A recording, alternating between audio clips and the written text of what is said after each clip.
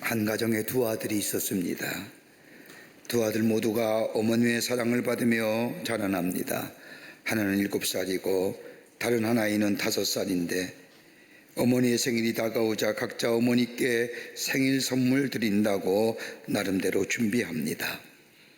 저금통을 깨뜨려서 그간에 모아두었던 돈을 가지고 백화점에 가 물건을 삽니다. 어머니는 저들의 모습을 보면서 그냥 내버려 둡니다. 큰아이는 생각이 있어 평소에 어머니를 보니 입술에 루즈 바르는 모습을 생각하고 루즈를 삽니다. 근데 둘째 아이는 장난감을 사가지고 왔습니다. 제 생각에는 그것이 제일 좋아 보이고 어머니가 좋아하실 것이라고 생각을 한 것입니다. 여러분, 어떤 아들이 미숙한 아들일까요? 당연히 둘째 아들일 겁니다. 어머니를 위한다면 어머니가 기뻐하신 것을 찾아야 하는데 아이는 자신의 눈으로 자신이 좋아하는 것, 어머니가 좋아할 것이라고 생각했다는 겁니다. 자기 중심적으로 생각하며 사는 것이 미숙하다는 겁니다. 여러분, 약한 것과 미숙한 것은 같은 것이 아닙니다. 미숙하다는 것은 다른 사람을 배려하기보다는 자기 중심적으로 생각하며 사는 것, 언제나 자기가 먼저인 사람을 미숙하다고 얘기하는 겁니다. 여러분, 우리의 신앙생활도 마찬가지입니다. 우리가 적어도 그리스도인이라고 한다면 하나님이 어떻게 생각하실까 먼저 생각하며 사는 삶, 그리고 하나님을 먼저 생각하기보다는 나를 먼저 생각하는 삶은 아마도 미성숙한 그리스도인의 삶이라 말할 수 있을 겁니다. 여러분, 이기적인 생각은 다른 사람의 지지를 받지 못하지요. 그때는 내가 스스로 먼저 생각하고 선택했지만 가만히 보면 다른 사람의 지지를 받지 못하는 듯이 여러분, 나를 먼저 생각하는 신앙생활에는 제일 먼저 나타나는 모습이 뭐냐? 자신의 욕망과 욕심대로 살아가는 삶입니다. 아무리 훌륭한 인격과 고귀한 성품을 가졌다 할지라도, 많이 배웠다 할지라도 나를 먼저 생각하는 이기적인 삶에는 언제나 욕망과 욕심 안에 무너지고 맙니다. 그러기에 신앙의 모습은 미성숙한 모습에서 장성한 믿음의 분량으로 자라나야 합니다. 여러분, 오늘 본문의 말씀은 사도 바울이 로마역 중에서 에베소 교회 성도들 향하여 간절한 염원을 담고 보낸 서신 편지의 말씀입니다. 3년 동안 에베소에서 하나님의 말씀을 전했던 이 바울, 얼마나 많은 역사를 일으켰습니까? 처음에는 어렵고 힘든 가운데서도 복음을 전하여 많은 사람들이 구원을 받고 교회가 세우기까지 바울은 전심과 전력을 다하여 에베소 교회를 세웠습니다. 복음 전파에 힘을 썼습니다. 그래서 많은 사람들이 구원을 받고 두란노 소원을 새기며 하나님의 말씀을 전하는 가장 초대교회 선교의 가장 중심지가 됐던 이 에베소 교회를 향하여 바울은 로마 욕중에 있으면서 간절한 소망을 담고 저 에베소 교회 성도들에게 편지한 내용이 오늘 본문의 말씀입니다. 내용을 한마디로 얘기하면 너희는 믿음의 장성한 분량의 믿음 되기를 원하노라. 큰 믿음 되기를 원한다는 것. 그러면서 오늘 본문의 말씀을 보면 미성숙한 신앙인의 모습이 무엇이냐에 대해서 바울은 이렇게 얘기합니다. 하나는 뭐냐? 유혹에 쉽게 넘어져 간다는 겁니다. 오늘 14절의 말씀을 보면 어린아이가 되지 아니하며 사람의 속임수와 간사한 유혹에 빠져라고 이야기하는 것을 보면 미성숙한 신앙의 삶은 유혹에 쉽게 넘어진다는 겁니다. 왜요? 내가 스스로 극복할 수 없기 때문입니다. 예수님이 내 안에 계시고 성령의 인도함을 받는 사람은 먼저 자기를 생각하는 것이 아니라 어떤 일이라든지 예수님을 먼저 생각하고 성령의 인도하심을 구하지만 성숙하지 못한 신앙의 사람은 자기를 먼저 생각하기에 그 유혹을 넘어서지 못한다는 겁니다. 언제나 유혹에 쉽게 무너진다는 겁니다. 또 하나 있다고 한다면 지속성의 결여입니다. 오늘 바울은 이렇게 얘기합니다. 요동한다고 표현합니다. 다른 말로 말하면 꾸준하지 못하다는 겁니다. 지속성이 없다는 겁니다. 여러분, 지속성이 있어야 능력을 발휘하는 거 아닙니까? 세상의 교훈과 세상의 풍조에 쉽게 흔들립니다. 성숙하지 못한 신앙이기에 세상의 풍조와 교훈에 끌려갑니다. 여러분 시편 1편의 말씀을 보십시오. 2편 1절의 말씀을 보면 복 있는 사람은 악인들의 길을 따르지 아니하며 죄인들의 길에 서지 아니하며 오만한 자의 자리에 앉지 아니하고라고 말합니다. 여러분 왜 악인들의 길을 꿰지 아니하고 죄인들의 길에 서지 아니하며 오만한 자들의 자리에 앉지 않는 이유가 어딜까요? 주의 은혜와 사랑이 너무 크기 때문입니다. 이유는 하나입니다. 하나님의 사랑과 은혜가 너무 크고 너무 귀하기에 저 악인들의 꾀를 쫓지 아니하고 죄인들에게서 일어서지 아니하며 오만한 자리에 앉지 않는 이유입니다. 여러분 오만한 자들, 악인들, 죄인들의 특성이 뭘까요? 철저하게 이익과 자기 중심적으로 사는 사람입니다. 이들은 다른 사람의 아픔이나 다른 사람의 불행을, 다른 사람의 슬퍼함을 마음에 두지 않습니다. 자신의 유익이 되기만 하면 그것조차 다른 사람을 더 아프게 하는 자들입니다. 이렇게 본다면 악인들이나 오만한 자들이나 죄인들은 미성숙한 사람들의 대표적인 전형이라 할 것입니다. 그러게 유동치 않는다는 것은 휘청거리지 않는다는 것이요, 휘청거리진다는 것은 다른 달로 말하면 이기적이고 신앙의 성숙함이 사라진 모습이라고 해요. 네온 사울이라고 하는 정식과 의사는 성숙한 사람은 어떤 사람이냐?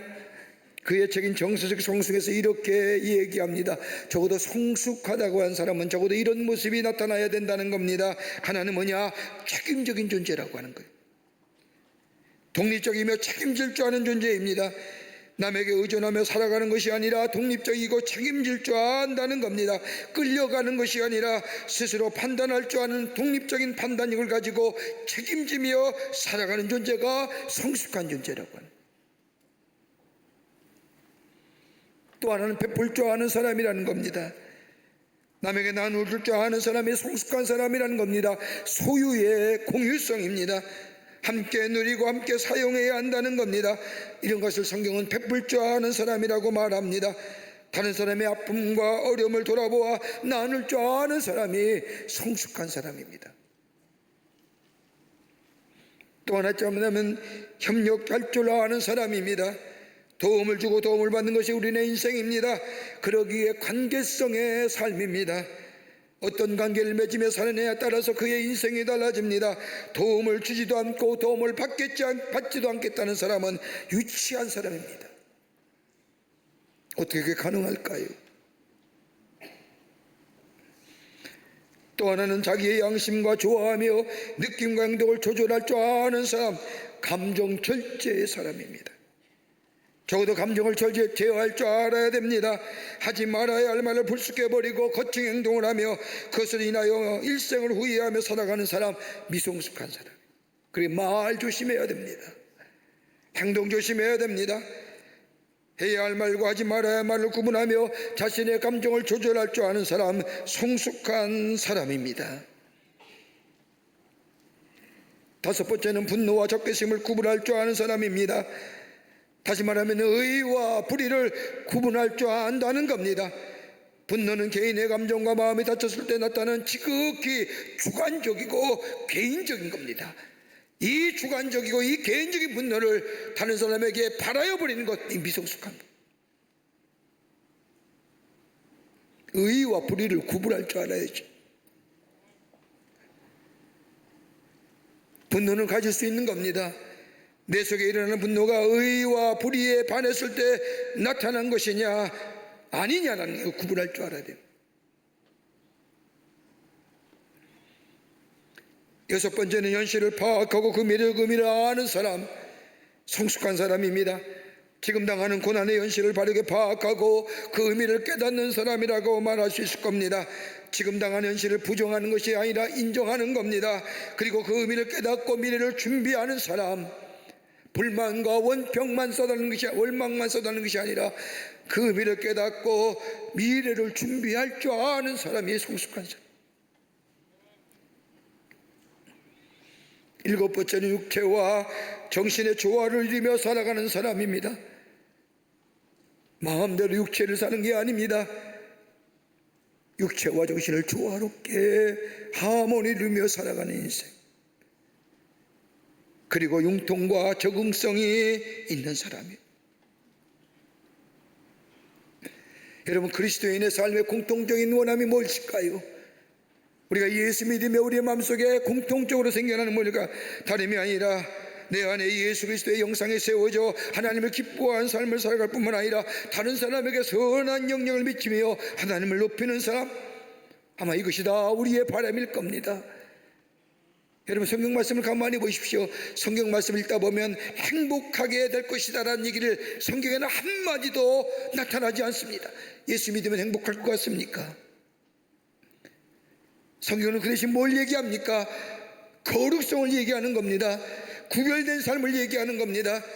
네가 구별된 삶을 살게 될 때에 하나님을 의지하며 하나님을 인식하며 내 삶 속에 하나님의 사람으로 좀 다르게 사는 삶을 살 때에 너의 거룩한 삶을 통하여 너희 안에 하나님의 축복이 임한다고 우리 주님이 약속하고 계시는 거예요. 그러게 예수님도 말씀하지 않습니까? 너희는 먼저 그의 나라와 그의 의를 구하라. 그리하면 이 모든 것을 너희에게 더하시리라고 하는 말씀처럼 나의 삶의 우선순위가 하나님의 뜻을 구하며 하나님의 나라의 의를 구하며 사는 삶이 될 때에 하나님은 내 삶 속에 그 위에 주시는 넘치는 풍요의 축복이 우리 가운데 살아가게 해 주신다는 겁니다. 하나님의 축복이 아니라 주님의 말씀처럼 하나님의 뜻이 이 땅에 이루어지는 삶, 바울의 오늘 표현대로 하면 장성한 믿음의 분량의 삶, 성숙한 믿음의 삶.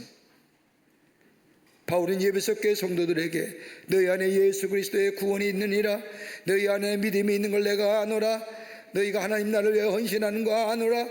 그는 너희 안에 그런 믿음보다 더 성숙한 믿음, 장성한 믿음의 분량의 삶을 살기를 원하노라 라고 간곡하게 당부의 말씀을 써 로마 역중에서 에베소 교회에 보낸 편지입니다.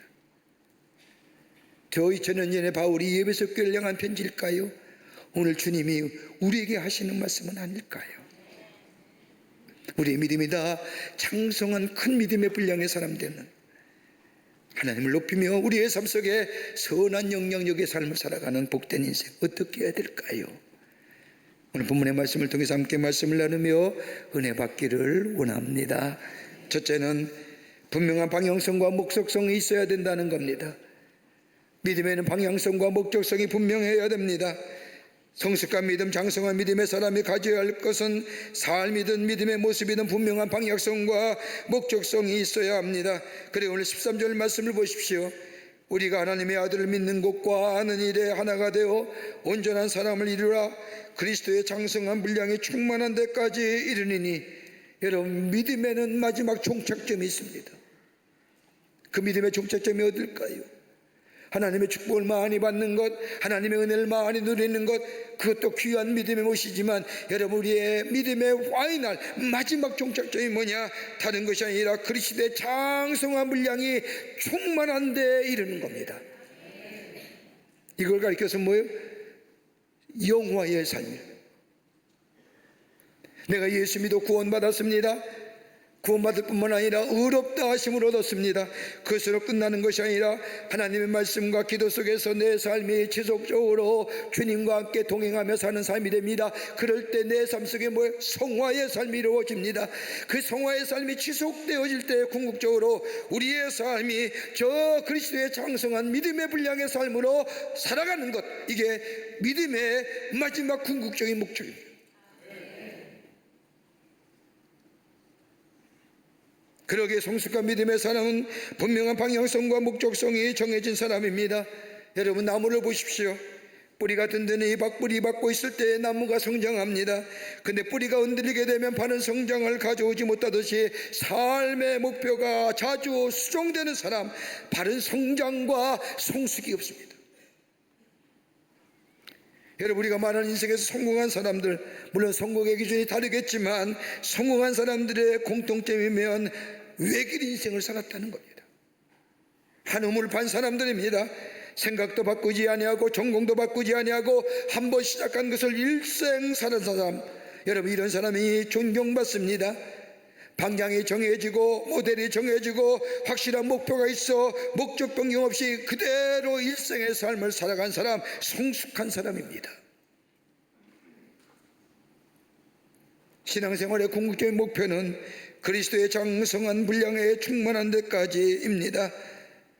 예수의 임재 안에서 내게 들려온 하나님의 말씀을 온유하고 겸손한 마음으로 들으며 그 하나님의 말씀에 따라 순종하며 그 말씀 따라 늘 기도하며 겸손하게 살아가는 우리의 삶의 모습이 될 때에 그 믿음이 우리를 성숙하게 만들어주고 그 믿음이 지속되어질 때에 우리는 장성한 믿음의 분량의 삶으로 하나님의 살아계심을 증거하는 삶으로 살아가게 됩니다. 헨리 나우이라는 영성학자가 현대인을 가리켜서 산듯하면서 못다한 삶, 이게 현대인의 특성이라는 겁니다. 사는 것 같지만 잘 살지 못한다는 겁니다. 그러면서 몇 가지 이유를 얘기합니다. 왜 그럴까? 하나는 너무 바빠서라는 겁니다. 너무 바쁘기에 온전하게 해야 할 될 일 하나도 제대로 온전하게 한 것이 없습니다. 이것저것 하다가 하나도 완성한 일이 없는 거예요. 산듯하면서도 못 사는 겁니다. 가짓하면서도 가지지 못했습니다. 아는 것 같지만 아는 것이 하나도 없습니다. 이렇게 된 이유는 다른 게 아니라 너무나 바쁘기 때문이라는 거예요. 또 하나는 염려 때문이라는 겁니다. 염려와 걱정이 너무나 많습니다. 사람들이 말하는 것처럼 야 쓸데없는 걱정하지 마라고 하는 것처럼 쓸데없는 걱정이 우리 안에 너무 많이 있습니다. 예수님도 말씀하지 않았습니까? 마태복음 12장 25절의 말씀을 보면 너희 중에 누가 염려함으로 그 길을 한 자나 더 할 수 있겠느냐. 우리 너무나 쓸데없는 염려와 걱정 가운데 삽니다. 여러분, 걱정한다고 키가 더 크나요? 이 염려와 걱정 때문에 마땅히 해야 할 일을 하지 못하고 산다는 겁니다. 그러기에 사는 것 같지만 살지 못하는,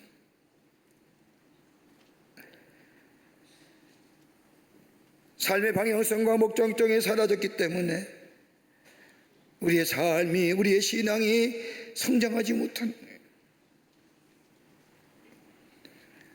오늘도 우리 가운데 들려오는 하나님의 말씀에 겸손하게 순종하며 그 말씀 따라 예수님께 우리의 삶의 다이얼을 고정하며 그 말씀 따라 귀 기울이며 그 말씀에 순종하며 실천하여 내 삶에, 이것이 우리의 삶의 방향과 목적성이 될 때에 그의 믿음은 장성한 물량의 믿음이 되며 하나님이 기뻐하시는 하나님의 사람, 성숙한 믿음의 사람이 되어 선한 영향을 미치는 하나님 나라의 백성의 삶으로 살아가게 되는 줄 믿습니다.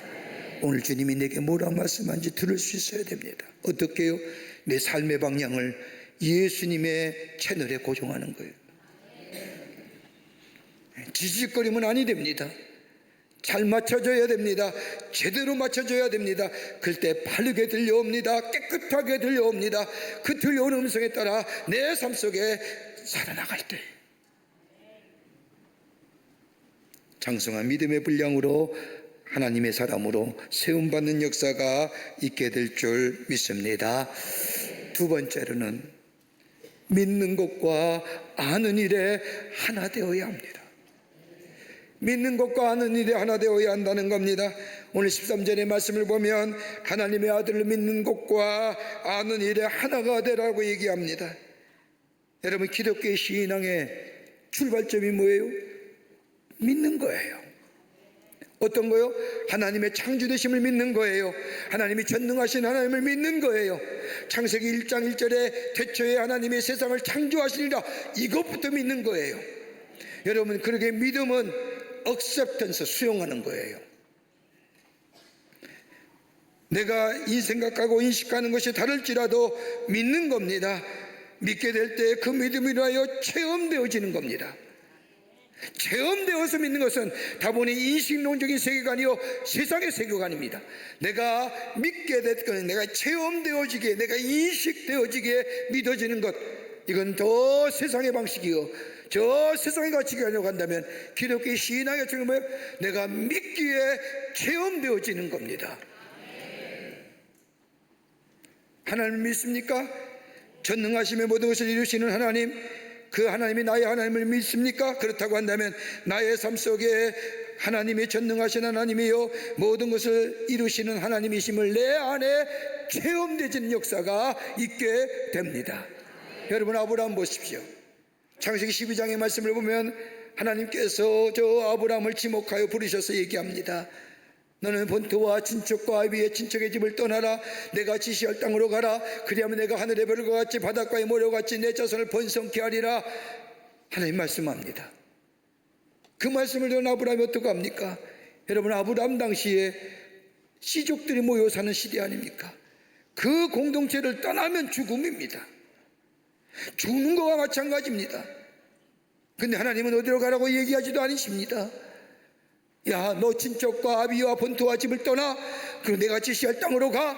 그리하면 내가 하늘의 별과 같이 바닷가의 모래와 같이 네 자손을 번성케 하리라.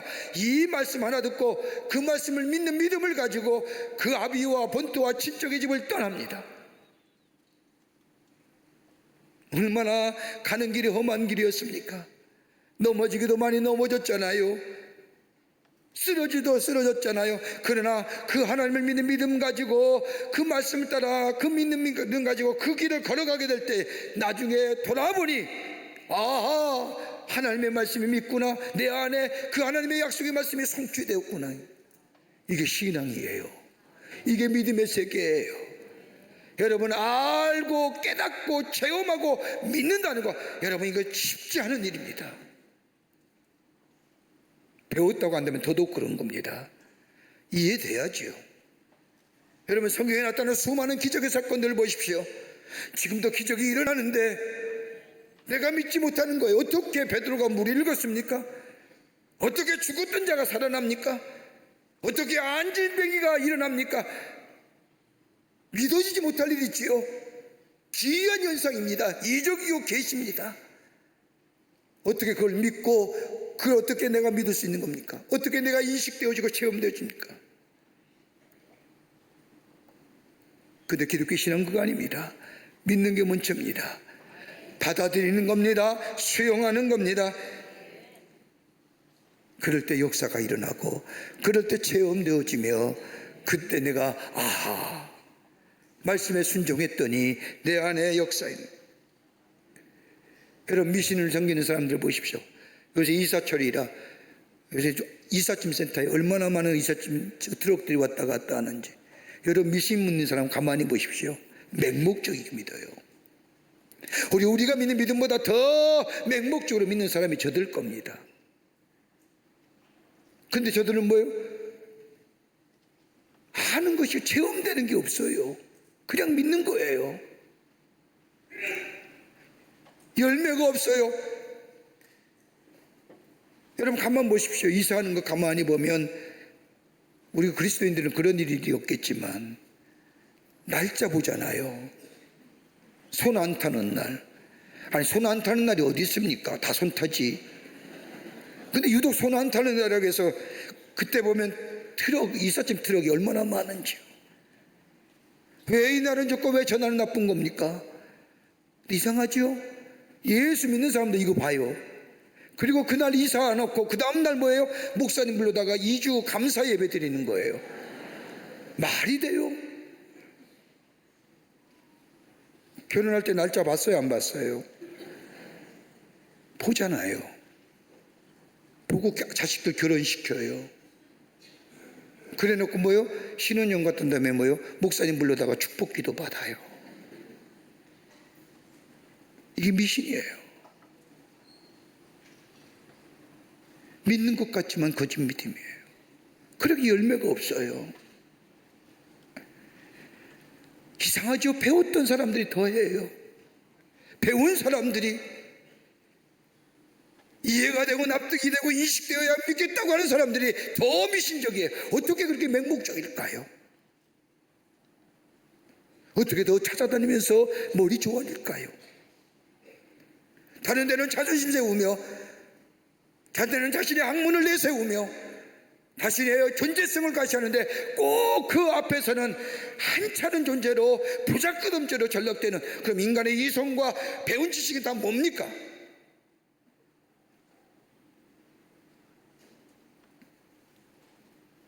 믿는 것과 아는 것이 하나 되지 못하기 때문입니다. 믿는 것과 아는 것이 하나 되지 못하기에 오래 의식만 남는 겁니다. 거칠의 믿음만 있습니다. 여기에 능력이 일어나지 않습니다. 믿음이 있는데 체험적인 지식이 없으면 그건 미신입니다. 지식이 있는데 믿음이 없으면 그건 철학입니다. 믿는 것과 아는 것이 하나 될 때에 여기에 능력이 일어나며 이것이 바로 신앙적 의지가 있어지게 됩니다. 믿는 것과 아는 것이 하나 될 때에 그 길을 향해 달려갑니다. 아무리 험난한 벽이 가로막는다 할지라도 그것을 뚫고 아니 넘어서 갑니다. 거침이 없습니다. 우리 예수님이 그러하셨습니다. 이것이 그리스도의 장성한 분량에 충만하게 이르는 길이요 성숙한 믿음의 삶이 되는 줄 믿습니다. 믿습니까? 믿으면 체험되어지게 됩니다. 알게 됩니다. 내가 하나님의 전능하신 하나님이요 창조되신 하나님을 내가 믿는다고 한다면 그 창조주와 전능하신 하나님이 내 삶 속에 체험되어지게 될 때 그 믿음이 강한 믿음이요 능력의 믿음이요 성숙한 믿음이요 충만한 분량에 이르는 믿음인 줄 믿습니다. 이 믿음 되어야 합니다. 그래야 세상을 이겨요. 그 사랑 안에 거하는 자 영생을 얻습니다. 그 사랑 안에 거하는 자 우리 안에 구원의 역사가 있어지게 됩니다. 그 사랑 안에 거하는 자 매일매일 새로워집니다. 더 나아가 그 사랑 안에 거하는 자 다른 사람을 용납할 수 있는 자 됩니다. 왜요? 하나님의 사랑이 나를 용납했는데 나 같은 사람도 넌 아냐? 이렇게 얘기하는 거예요. 저 또한 나도 구원받았는데 저 또한 구원받은 만사.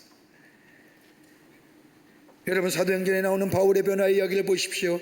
사도행전 9장의 말씀을 보면 바울이 변화되지 않습니까? 바울은 유대교의 신봉주의자였습니다. 신념의 사람이었습니다. 저 유대교 이스라엘 사람이 유대교를 믿고 다른 종교를 믿는다 용납이 안 되는 겁니다. 근데 들려온 얘기가 저 다메섹에 예수 믿는 사람이 있다는 얘기를 듣고 바울이 저들 잡으러 갑니다. 가다가 부활하신 주님을 만납니다. 놀라운 체험을 합니다. 그리고는 핍박하는 사람에서 예수를 핍박하는 사람에서 예수를 전하는 사람이 됩니다. 뼛속까지 예수의 사람으로 변합니다. 그리고 나서 바울이 저 예루살렘과 더불어 안디옥에서 복음을 전하는데 이 바울을 예루살렘 교회에서 거부합니다. 아마도 예루살렘 교회는 변한 바울을 예전에 사울로 생각했습니다. 스데반을 죽이더니 그리고 예수님 믿는 사람을 잡으러 다메섹을 가더니 이제는 예루살렘 교회를 들어와 교회를 무너뜨려 아닌가 하면서 의심의 눈초리를 가지고 이 바울을 배척하자 저 예루살렘 교회에서 안디옥 교회로 파송받은 바나바가 그 바울을 받아들여 자기가 설교자로 세운 저 안디옥 교회에 바울을 설교자로 세웁니다. 그리고 바울이 복음을 전하지요. 아마도 바울에게서 바나바가 없었더라면 하나님의 사람으로 복음을 전하는 사람으로 세움받지 못했을 겁니다. 여러분 보세요. 바울은 헬라파 사람입니다. 헬라파 유대인입니다. 그가 태어난 것은 헬라의 지역입니다. 그러기에 헬라의 철학과 헬라의 문화와 헬라어가 능통한 사람입니다. 그런 이 헬라파 유대인이 예수 믿어 하나님의 사람이 되었습니다. 복음을 전합니다. 그러면서 뭐예요? 할례 받아야 저 구원받은 백성이 아니라 율법을 지켜야 하나님의 백성이 아니라 할례를 받지 않아도 예수 그리스도의 십자가의 사랑을 믿기만 하면 저 또한 하나님의 백성이다 라고 복음을 이방인에게도 열려진 복음을 전하게 됩니다. 그래서 뭐예요? 유대인과 이방인이 하나 되는 역사를 누굴 통해서? 바울을 통해서 있어지게 됩니다. 십자가의 사랑은 구분이 없는 거예요. 누구에나 믿는 자마다 구원의 역사. 나를 받아주시고 다른 사람도 받아주시는 인류의 모든 사람을 위하여 죽으신 이 십자가의 놀라운 사랑. 그러기 이 사랑을 내 안에 믿고 내가 새로운 하나님의 사람이 됐다면 다른 사람을 용납할 줄 아는 사람, 이런 사람이 바로 장성한 분량의 충만한 길이라고 얘기합니다. 하나님의 사랑을 아는 자는 곁길로 가지 않습니다. 하나님의 사랑을 알기에 참된 것을 압니다. 그리고 그 사랑을 전하게 됩니다. 여러분, 성숙과 믿음의 사람은 세상 사람과 다릅니다. 하나님이 기뻐하시는 일을, 하나님이 기뻐하시는 건 나의 기쁨으로 삼는 겁니다. 예수님의 소원이 나의 소원입니다. 예수님의 아픔이 내 아픔이요 내 고통입니다. 예수께서 영광스럽게 여기시는 것, 그것이 바로 내 영광이 되는 것. 여러분, 이것이 우리의 삶의 우선순위가 될 때 뭐예요? 이 모든 것을 더하시는 축복이 우리 가운데 있게 됩니다. 이것이 하나님 나라라고 하는 거예요. 오늘도 우리의 주의 음성 들려옵니다. 그 음성에 순종하며 내 믿음의 걸음을 걸어가게 될 때에 우리의 삶은 저 장성한 믿음의 분량의 삶은 믿게 될 때에 체험되어지는 역사를 통해서 그 하나님의 사랑이 얼마나 크고 놀라운지 내 안에 매일매일 체험되고 고백되어지는 그 믿음의 고백 속에 우리의 믿음은 큰 믿음 되고 장성한 믿음의 분량이 되어 주의 놀라운 은혜를 경험하는, 그리고 성숙한 믿음의 사람으로 그리스도의 향기가 넘쳐나는 복된 인생으로 살아가게 될 줄 믿습니다. 이 믿음의 주인공 되시는 여러분과 저와 되시기를 주의 이름으로 축원합니다. 하나님 감사합니다. 저희들 주께서 사랑해 주셔서 하나님의 자녀 삼으심에 감사합니다. 오늘 믿는 것과 아는 것이 하나 되게 하시고 예수 그리스도의 십자가 사랑 우리에게 넘쳐나게 하여 주시며 하나님을 영화롭게 하는 저희들의 삶이 되게 하여 주셔서 믿음의 장성한 물량이 되어 내 삶 속에 풍요로움에 하나님의 놀라운 은혜가 내 안에 풍성히 임하여 그리스도의 향기 나는 존재로 살아가는 복된 백성 되게 하여 주시옵소서. 성령이 도우실 줄 믿으며 예수님의 이름으로 기도하옵나이다. 아멘. 우리를 구원하시기 위해서 하늘 보좌를 버리시고 이 땅에 오셔 우리의 죄를 대속하시어 십자가에 달려 돌아가시며 우리에게 구원과 영생을 허락해 주신 우리 구주 예수 그리스도의 크신 은혜와 하나님 아버지의 형용할 수 없는 사랑하심과 우리의 내재하심에 역사하시는 성령님의 놀라운 능력의 역사가 거룩한 주의 날 주의 전에 올라와 마음과 정성을 모아 하나님 앞에 예배하며 주신 말씀 마음에 새기고 그리스도의 장성한 믿음의 분량에까지 이르도록 하나님의 말씀 따라 살기로 새롭게 결단하는 당신의 거룩한 백성들, 저들의 걸음 위에, 저들의 삶 위에 주께서 지금으로부터 영원토록 함께 하시기를 간절히 축원하옵나이다. 아멘.